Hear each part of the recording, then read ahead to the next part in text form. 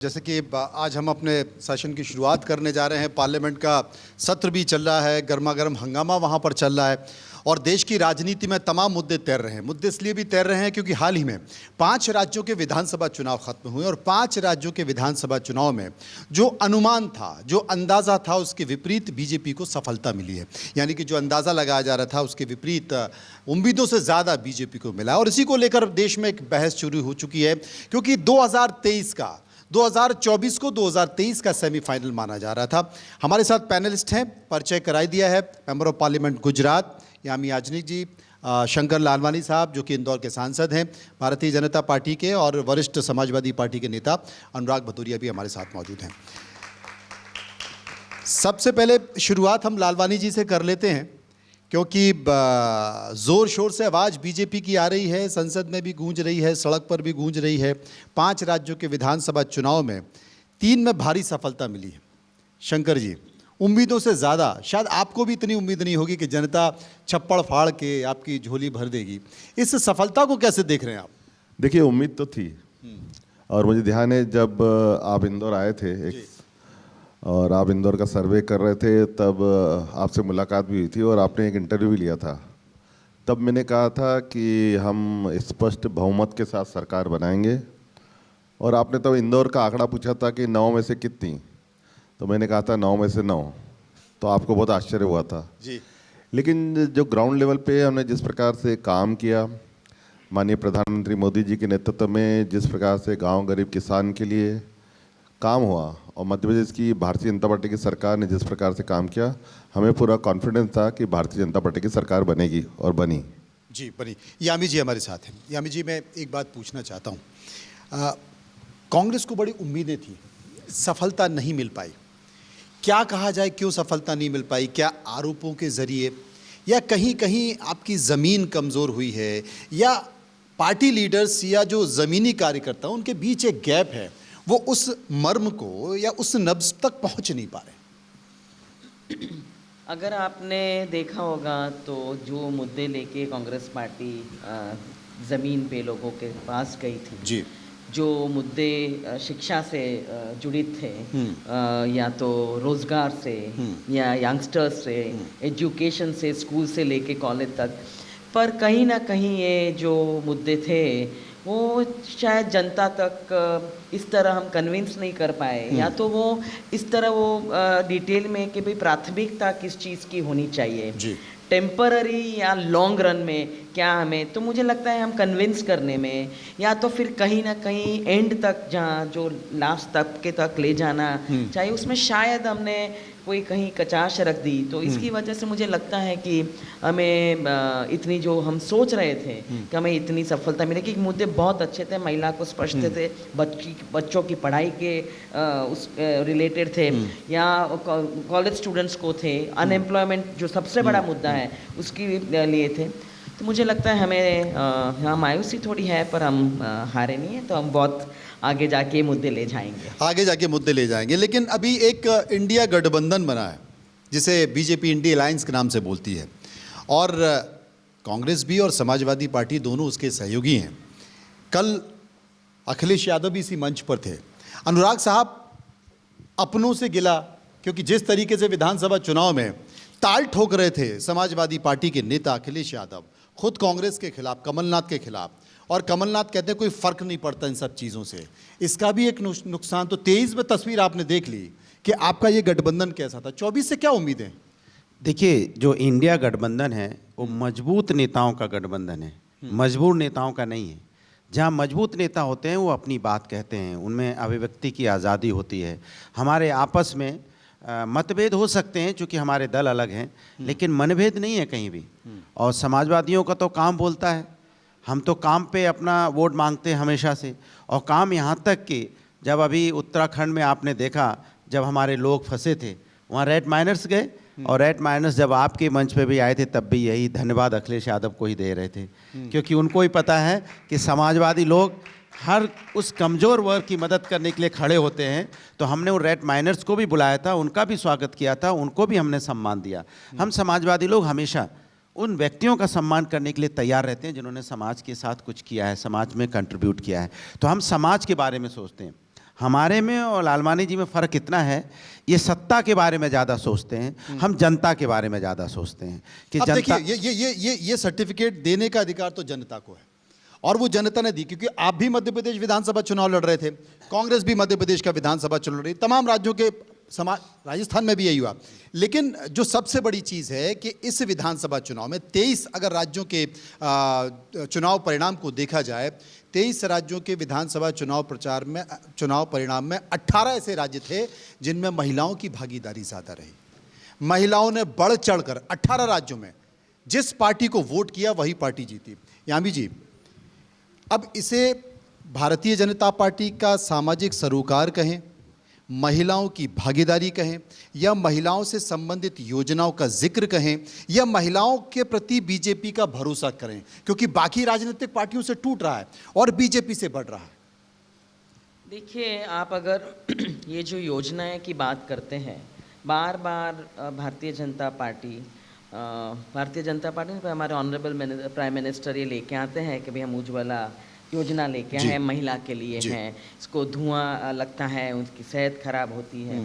पर साथ में मुझे लगता है कि कहीं ना कहीं जो महिलाओं को बताना चाहिए कि हमारे वहाँ जो घरेलू हिंसा जो बढ़ी है, महिलाओं के साथ जो अत्याचार हो रहे हैं, कॉलेज जाती बच्चियों को सुरक्षा नहीं मिल रही है, चाहे कितने भी कानून हो, और ये जो है वो हमारे देश में जो माल न्यूट्रिशन है, अभी जो रिपोर्ट्स अभी आई है, नेशनल फैमिली हेल्थ सर्वे की आई है और नेशनल क्राइम रिकॉर्ड की आई, ब्यूरो की आई है, सभी में बताया है कि हम बहुत आगे बढ़ गए ये गुनाहों की वजह से। अभी ये जो हम सिर्फ एक उज्ज्वला की बात में महिला सोचती रहेगी, इस बारे में अभी मुझे लगता है कहीं ना कहीं हमें जो ये अवेयरनेस करनी है, ये बातें वो जा रही है ज़मीन पे। पर मुझे लगता है कि सिर्फ ये वजह नहीं है कि भाई वोट मिले हैं बीजेपी को, सारे वोट मिलते हैं प्रधानमंत्री जी के नाम पर।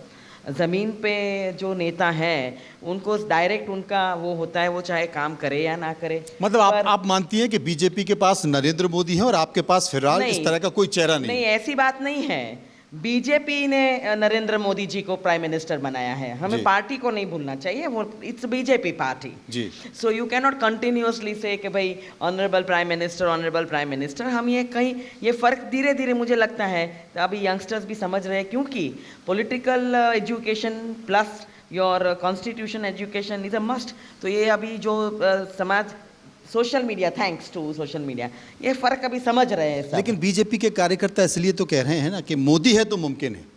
और कांग्रेस के राज्यों की जो हार हो रही है उसमें कांग्रेस के हताश परेशान नेता कहते हैं कि साहब राहुल है तो मुमकिन। नहीं, पर आपने देखा कर्नाटक में क्या हुआ, तेलंगाना में क्या हुआ, आपने देखा हिमाचल में क्या हुआ। ऐसे अभी एक इलेक्शन की वजह से आप कंपैरिजन शुरू कर दो और हर बात में आप, I think prime minister is now above comparison, ऐसे मुझे लगता है, क्योंकि हर लाइन में हर बात में आप इनको लेके आते हैं। पर वो हम जो सवाल पूछते हैं पार्लियामेंट में, एक भी सवाल का जवाब नहीं आता है। ना तो माल न्यूट्रिशन पे आता है, ना बच्चों के माल नरिशमेंट पे आता है, ना सोशल ऑर्गेनाइजेशंस की बात करें तो वेलफेयर कहाँ है। तो महिला इतनी कुपोषित है, आप उनको ये बहुत महत्वपूर्ण बात लालवानी जी कह रही है। नहीं, अभियान आप चलाते हो पर खाना पहुंचता है स्कूल में, मिड डे मील में, और जो खाने में जो आप बिल्कुल भेलसेल वाले देते हो, ये सारी बातें तो आती नहीं है। ना पार्लियामेंट में आप जवाब देते हो, ना हमें बोलने देते हो। एक आरोप लालवानी जी है, ये बात है वो जमीन तक जाती है। लालवानी जी एक आरोप है जो यामी जी बोल रही हैं, वही आरोप विपक्षी पार्टियों का है कि जो जमीनी मुद्दे हैं, चाहे वो बिजली हो, स्वास्थ्य हो, बिजली हो, स्वास्थ्य हो, सड़क हो, शिक्षा हो, तमाम ऐसे मुद्दे हैं, और कुछ मुद्दे जिनका जिक्र यामी जी उठा रही हैं, उन पर बहस की बजाय, उन पर चर्चा की बजाय आपने दूसरे मुद्दों को इतना ज्यादा हवा दे दी है, चाहे वो धर्म का मामला हो, सनातन का मामला हो, चाहे वो राष्ट्रवाद का मामला हो। इन मुद्दों को जितनी हवा दे दी है कि ये सारे मुद्दे छोटे हो गए, दब गए। आपका मूल विपक्षी पार्टियों का आपका मूल प्रश्न था कि महिला और के लिए क्या किया सरकार ने, और क्यों महिलाएं भारतीय जनता पार्टी की ओर जा रही हैं। मुझे बताइए, 10 करोड़ से ज्यादा बहनें जो किसी समय खुले में शौच जाती थी, हमने गांव की वो तस्वीर देखी है कि सवेरे सूर्योदय के पहले लोटा लेके जाती थी या शाम का इंतजार करती थी। वो महिलाएं जो घड़ों के ऊपर मटका लेके पानी लेने कुएं पे या बोरिंग पे, नदी पे जाती थी, उस घर में 10 करोड़ से ज़्यादा घर में नल और नल में जो जल आया है, उस घर में जो शौचालय बने हैं, उस घर में जो उज्ज्वला योजना आई है, ये क्या है? ये महिलाओं के सशक्तिकरण की है। अब ये जो बात कर रहे हैं न्यूट्रिशन की, उसमें हम पहले से बेहतर हुए हैं। और मातृ वंदन योजना के अंतर्गत जो पहले शिशु मृत्यु दर थी वो कम हुई है, ये आंकड़े बताते हैं। तो स्थितियां सुधरी है, बेहतर हुई है, तभी हमारी माता बहनें भारतीय जनता पार्टी की ओर आई हैं, मोदी जी की ओर आई हैं। यामी जी कुछ बोलना चाहते जी, मैं इस पे बोल दूं। इन्होंने जो मुद्दे की बात की, जैसे महिला सशक्तिकरण की बात की, कहते हैं महिलाओं का मजबूती दी हमने। मेरा तो एक ही सवाल बार बार भारतीय जनता पार्टी से रहता है, इतनी महिलाओं की आप बात करते हो, लेकिन उनके लिए सम्मान के लिए तो आप खड़े तो होते नहीं उनके साथ में। पार्लियामेंट से मात्र 500 की दूरी पे, 500 मीटर की दूरी पे ही तो हमारी पहलवान महिलाएं जो देश के लिए मेडल जीत के आई थी, वो बेचारी अपना अधिकार मांगती रहीं, उनको रोड पे घसीटा गया, तब चल के कोई मंत्री तो उनके साथ खड़ा नहीं हुआ कि एक दिन उनके साथ बैठा था जाके कहता कि नहीं मैं आपके साथ खड़े हैं। चलो हमने देखा आप मुंह मोड़ के चले गए।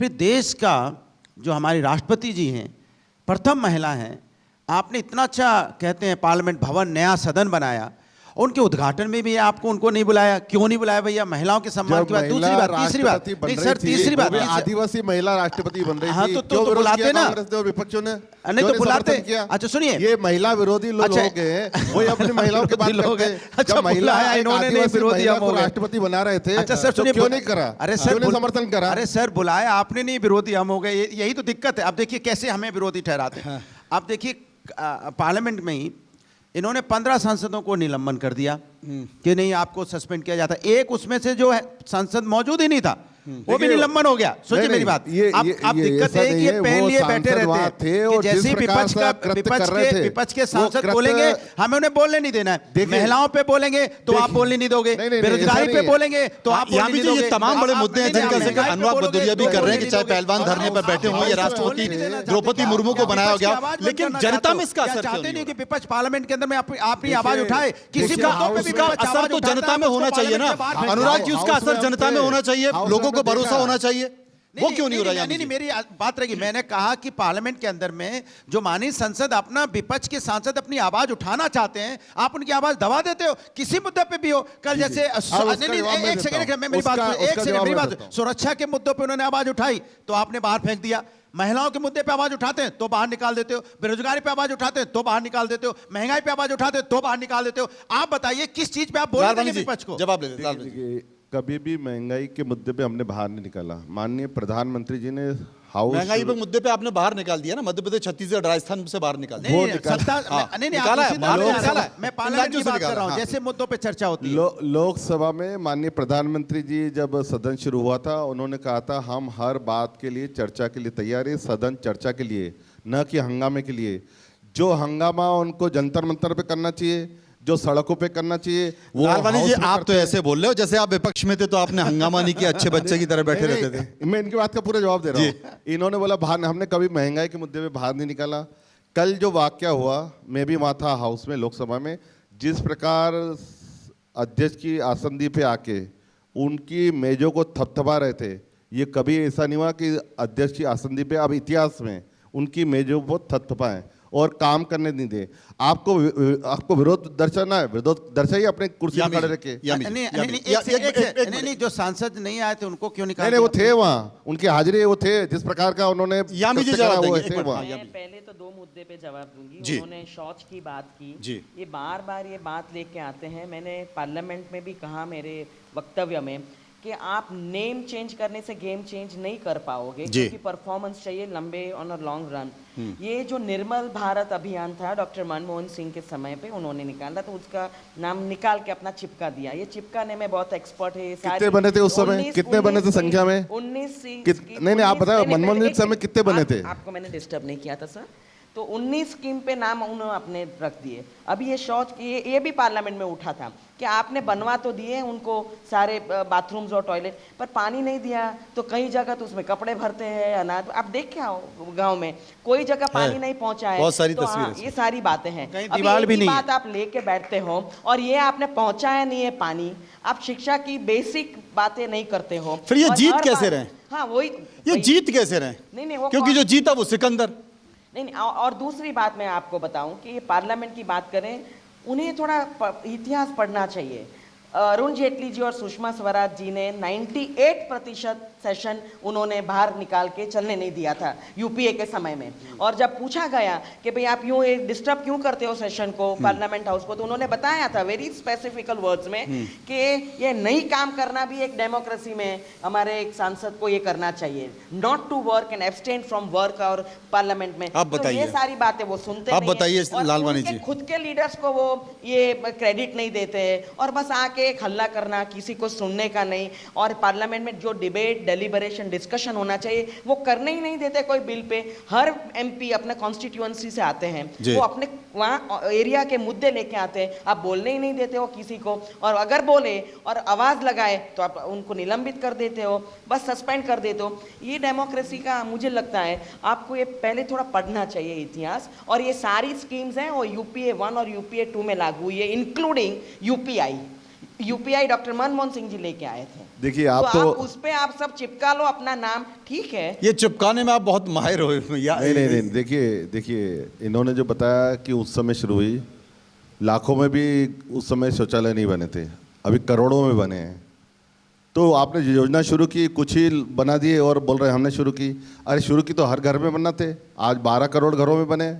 और दूसरी आप बात कर रहे हैं संसद चलने नहीं देते।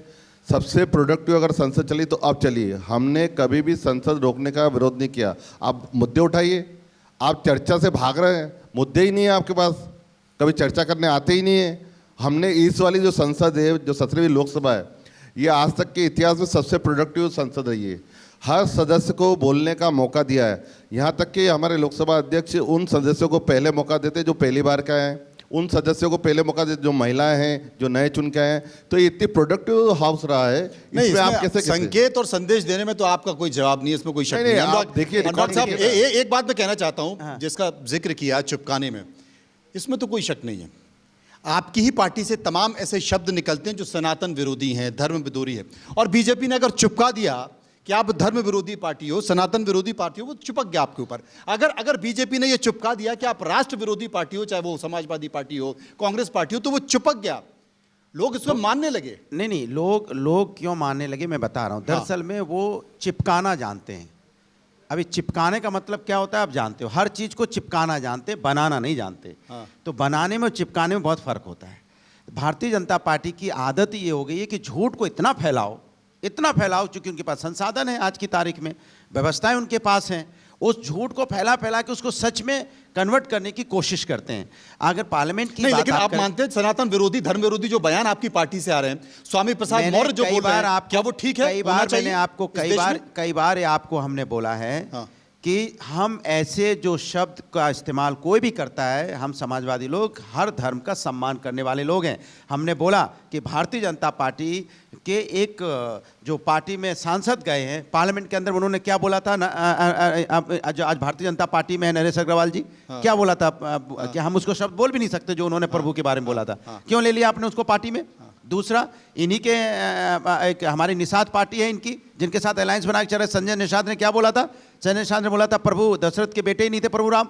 क्या इन्होंने किया उनके लिए? निकाल दिया उनको क्या? बट उसको नहीं चिपकाएंगे, उसकी चर्चा नहीं करेंगे। ये जो आपने बोला चिपकाना, ये झूठ, ये अपनी चीजों को छुपा लेते हैं और दूसरों को हाईलाइट करके बदनाम करने की कोशिश करते हैं, क्योंकि उनके पास संसाधन है। मैं आपसे पूछ रहा हूं, महिला की बात कर रहे हैं, पार्लियामेंट के अंदर में खड़े होकर रमेश बिदुड़ी किस तरह का अपमान किया उसने? संसद का अपमान किया, संविधान का अपमान किया, देश का अपमान किया, पूरे राष्ट्र का अपमान किया। आपने उसका प्रमोशन दे दिया। और सुने मैंने नहीं पूरी बात हो जाने दे। एक एमपी साहब इनकी चिट्ठी लिखते हैं जिसे 5 लोग पार्लियामेंट के अंदर जाते हैं, और वो जिस तरह का उन्होंने जो घटना हुई है, जो सुरक्षा में चूक हुई है, क्या वो सांसद जी से नहीं पूछना चाहिए कि आप, उसमें लिखा होता है परफॉर्मा में कि मैं इनको व्यक्तिगत रूप से जानता हूं, इनकी सारी जिम्मेदारी मेरी होती है, जब पार्लियामेंट का पास बनता है तो क्या उनसे पूछताछ नहीं होनी चाहिए? उनसे पूछताछ नहीं होगी, लेकिन महुआ मोत्रा को आप निकाल दोगे पार्लियामेंट के अंदर से, उनको आप 2 मिनट में निकाल दोगे क्योंकि विपक्ष की है, इसलिए उनको निकालना बनता है। उनकी बात भी नहीं सुनेंगे। ये क्या है पार्लियामेंट के अंदर में लोकतंत्र है? तमाम लोगों पर कोई आरोप भी लग जाए, कितना भी बड़ा आरोप लग जाए, आप उसको ढक देते हैं, छुपा देते हैं, ये आरोप है। कोई नहीं, विदुरी जी ने क्षमा मांगी और क्षमा मांगने पर महुआ भी क्षमा मांग लेती, बात खत्म हो जाती। नहीं जब क्षमा मांगने से सब माफ होना है। मोया पात्रा का जो प्रकरण था वो अलग था। वो देश के बाहर से जिस प्रकार से उन्होंने मेल किए थे, प्रश्न पूछे थे और जिस प्रकार का कृत्य किया था वो संसदीय परंपराओं में उसका घोर निंदा की जानी चाहिए और करी हमने सबने। हाँ। और आपने देखा अगर एक आप पार्टी के सांसद राज्यसभा उन्होंने माफी मांगी, उनको लिया, मुझे तो जहां पर वो माफी मांगने की सवाल है, जो साध्वी भोपाल से आपके सांसद साध्वी हैं, वो गांधी जी को लेकर क्या क्या टिप्पणी करती रहती हैं, प्रधानमंत्री प्रधानमंत्री उसके बाद भी वो नहीं मानती। एक जवाब, उसके बाद 2005 में 10 सांसदों का निलंबन हुआ था, जिसमें 6 भारतीय जनता पार्टी के थे, 1 कांग्रेस का था, आरजेडी के थे। आप बताइए कि उनको जब 6 बीजेपी के एमपी निकाले गए तो उस समय विपक्ष के लीडर होते थे आदरणीय लालकृष्ण आडवाणी जी। आडवाणी जी ने कहा था कि ये जो आपने निकाला, इनको जरूरत से ज्यादा पनिशमेंट कर दिया आपने, ये नहीं होना चाहिए था। यही तो उनका बोलने का मतलब था, जबकि कैश का लेन देन सब वीडियो में था। तो आप बताइए कि आडवाणी जी गलत थे कि आप गलत हैं? आपने जरूरत से ज्यादा लालवानी जी बताएंगे, आडवाणी जी ने जो किया वो लालवानी जी बताएंगे। देखिए, मैं तो महुआ पात्रा की बात कर रहा हूँ। जो अभी उन्होंने कृत्य करा है वो देश के लिए ठीक नहीं है, संसदीय परंपराओं की ठीक नहीं है, और जो कार्रवाई हुई वो ठीक हुई। यामी जी, आप मानती हैं कार्रवाई जरूरत से ज्यादा हुई? हाँ, बहुत ज़रूरत से ज़्यादा हो रही है। और ये जो भाई साहब ने बताया कि इनका जो प्रक्रिया होती है उसमें क्या क्या अनाप शनाप पूछा है, और आज वो कोर्ट में जाना पड़ता है एक महिला को। तो एक तरफ आप महिला की, जब देखो उज्ज्वला की बात करते हो, एक तरफ आप बिल्कुल जवाब नहीं देते हो। जैसे बताया कि हमारी महिला चैंपियंस दुनिया भर में से जीत के गोल्ड मेडल्स लेके आती है, देश का नाम फक्र से ऊपर करती है, उसके पास न तो कोई गया न पूछा प्रधानमंत्री जी ने। पर मैं तो ये बात पे हैरान हूँ, और मैंने पूछा भी सही सबको। 9 मिनिस्टर्स है, महिला विमेन मिनिस्टर्स, एक ने एक लफ्ज तक नहीं बोला कि हम इनके साथ है। गए तो नहीं उनके पास, पर पूछा तक नहीं। अरे तो ये वायलेंस अगेंस्ट विमेन पे ये 9 के 9 महिला मंत्री हैं। आज भी आप जाके पूछेंगे तो अगर महिला के बारे में पूछेंगे तो एकदम टेप लगा लेंगे मुंह पे, बात तक नहीं करेंगे। तो ये किस तरह की महिला सशक्तिकरण है? ना तो आप महिला की सुरक्षा की बात करते हो, ना घर के, क्योंकि डोमेस्टिक वायलेंस का रिपोर्ट आया है, 4% डोमेस्टिक वायलेंस बढ़ गया है। ये अभी लेटेस्ट रिपोर्ट है और इसका भी मुद्दा मैंने उठाया है। तो ये सारी बातों पर ये नहीं बोलेंगे। पर एक महिला ने अगर कोई सवाल पूछा प्रधानमंत्री जी को कि आप इसका जवाब दीजिए, तो उसके पीछे पड़ गए हैं और उसको क्या क्या इंक्वायरी भी कर दी, कमेटी भी का एक नहीं, बहुत सारे पूछे, एक नहीं पूछा, बहुत सारे पूछे। नहीं, जो भी पूछा, मुझे लगता है लोकशाही में आपको एक डेमोक्रेटिक तरीके से, एक हेल्दी तरीके से जवाब देने की कमेटी ने बुलाया था उनको, सक्षमता होनी चाहिए। कमेटी ने बुलाया था, आपने, अरे कमेटी ने बुलाया था, 2 बार पूछा आडवाणी जी का नाम, उनके मुंह से नहीं निकलेगा। कोई बीजेपी वाला आडवाणी जी को नाम नहीं लेगा। डेप्यूटी प्राइम मिनिस्टर थे वाजपेयी के समय पे, और गुरुजी थे हमारे प्रधानमंत्री जी के, नाम तक नहीं लेते हैं। ये कौन सी परंपरा? अच्छा, लालवानी जी, देखिए, आडवाणी जी तो पुरानी बात हो गई, ये शिवराज सिंह चौहान को काहे हटा दिया भाई? नहीं, हमारे देखो, हमारे संसदीय परंपरा, संसदीय पार्लियामेंट बोर्ड जो तय करता है विधायकों की राय के अनुसार, वो विधायकों की नहीं, मैं इसलिए कह रहा हूं क्योंकि जनसभाओं में भी देख रहा था, जनसभाओं में शिवराज सिंह चौहान कह रहे थे कि देखो 2000 अगर चुनाव जीते 2024 में मोदी जी को प्रधानमंत्री बनाओगे कि नहीं बनाओगे, 2023 में चुनाव जिताकर मुझे मुख्यमंत्री बनाओगे कि नहीं बनाओगे? जनता ने कहा बनाएंगे। सरकार बनाएंगे कि नहीं? ये सरकार नहीं, मुख्यमंत्री की बात 2023 मुझे मुख्यमंत्री बनाओगे कि नहीं? सरकार बनाएंगे, ये बात बोलती है। ये हर वो चीज अरे आप तो छोड़ दो, मणिपुर का नाम ही ले दे तो दिक्कत हो जाएगी।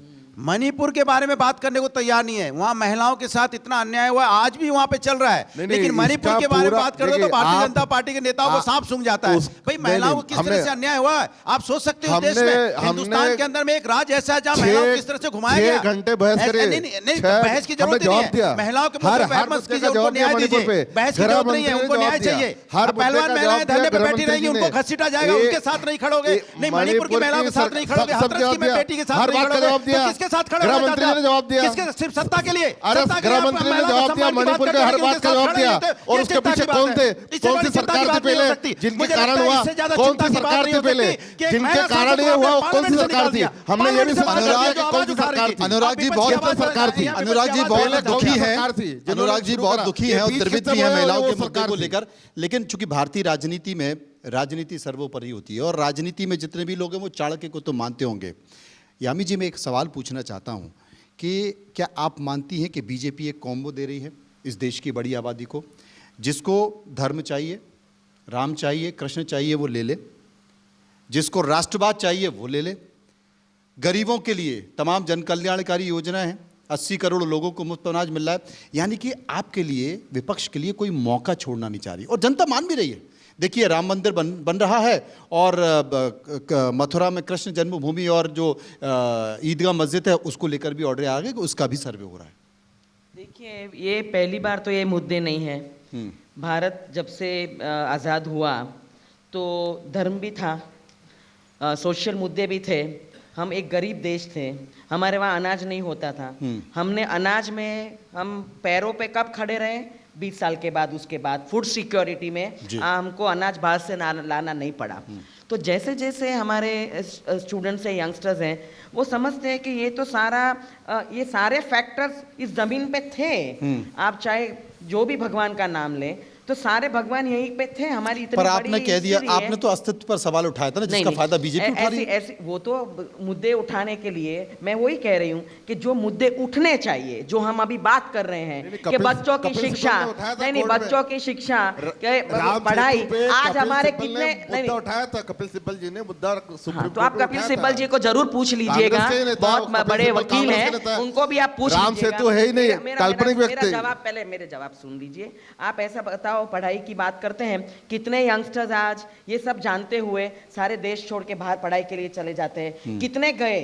और आपने इनइक्वालिटी नहीं, महात्मा गांधी भी गए थे। नहीं, महात्मा गांधी तो बैरिस्टर थे, वो आए और वो भी गए थे। उन्होंने फ्रीडम फाइट की। कितना आपने वो फ्रीडम फाइट के बारे में आप बोल रहे हो? आप बीजेपी तो थी भी नहीं, महात्मा गांधी के हत्यारे को के साथ थे, वो साथ ही नहीं थे। ये आरोप गलत लगा रहे हैं। नहीं, आप सिद्ध कर दीजिए। ये आज आपने बहुत गलत आरोप लगाया कि नहीं, पर ये जो नहीं ये शब्द वापस, ये नहीं आप ब्रिटिश के साथ, ये जो आरोप, नहीं ये जो आरोप लगा ये गलत है। ये नहीं आप तो आए 80 में। एमपी साहब ये सुनिए ना, पार्टी तो आई 80 में। नहीं पर ये भारत, अरे पर जमीन लालवानी जी, उस टाइम ये ना ये आरोप गलत लगाए ब्रिटिश तो सही। इतना मैं आरोप अरे सुनिए, इसका जवाब हाँ तो दिया ना हमने जवाब। हमने मणिपुर मणिपुर की समस्या कांग्रेस की है, कांग्रेस ने समस्या पैदा की है। अगर कांग्रेस वर्षों तक राज नहीं करती, शुरू में कांग्रेस के कारण ये हुआ है। अगर कांग्रेस ऐसी नीति नहीं लाती तो आज मणिपुर की समस्या ऐसा नहीं होती। हमने पूरा इतिहास बताया कि मणिपुर में क्या हुआ, शुरू से लेकर कांग्रेस के कारण हुआ है। ऐसा कीजिए, छोड़िए दुनिया की बातें, नाथूराम गौडसे मुर्दाबाद बोल दीजिए, जिसने महात्मा गांधी के हत्यारे का तो मुर्दाबाद तो बोल चल रहा है। अब आप बोलेंगे नहीं, देखो ये ऐसी महात्मा गांधी के हत्यारे को मुर्दाबाद नहीं बोल सकते, दुनिया की कहानी घुमा रहे हैं। इनके एमपी साहब जो थे उनको राष्ट्रपति बता रहे थे, कहते नाथूराम गौडसे राष्ट्रपति हो सकता है। ये बोलोगे, महिला की बात करेंगे, महिला के साथ नहीं खड़े होंगे, सुरक्षा की बात करेंगे, सुरक्षा का मुद्दा उठाओगे तो पार्लियामेंट। तो अनुराग जी, आप पूछते थे ना कि मंदिर तो बनाओगे लेकिन तारीख नहीं बताओगे, उन्होंने तब तारीख भी बता दी है। और कहेंगे 80 करोड़ लोगों को मैं 5 किलो चावल, 5 किलो आटा देना चाहते हो। तो आप 80 करोड़ लोगों को बेरोजगारी रखना चाहते हो ना? आप नहीं चाहते ना पैर पे खड़े हो जाए, आप नहीं चाहते ना उनके बच्चे पढ़े। 5 किलो आटा तो दे दोगे, बच्चे की फीस कौन दे देगा? मेडिकल जर्नी, उनके माँ बाप जो बीमार हो गए उनकी दवाई का खर्चा कौन दे देगा? आप कहते 5 किलो आटा 5 किलो चावल में जी लो, लेकिन आपको पैरों पे खड़ा नहीं करेंगे। ये तमाम मुद्दे हैं, ये तमाम मुद्दे हैं जो लगातार दिखाई दे रहे हैं, लेकिन इन मुद्दों के बीच सड़क से संसद तक बहस भी चल रही है, और ये बहस जनता तक भी पहुंचती है। तमाम राजनीतिक पार्टी जनता के बीच जाती हैं, भरोसा जताने की कोशिश करती हैं, लेकिन जीता उसे ही माना जाता है जो चुनाव जीत कर माना जाता है, और उसे सिकंदर माना जाता है। फिलहाल बीजेपी आगे चल रही है। मुझे लगता है कि अब तमाम विपक्षी पार्टियों को नए सिरे से सोचने की जरूरत है, उसके बाद हो सकता है एक नया उदय हो। हमारे साथ सभी मेहमान मौजूद रहे इस पर चर्चा में, सबका बहुत बहुत शुक्रिया, बहुत बहुत धन्यवाद। For more such videos, subscribe to the NewsX YouTube channel, hit the bell icon.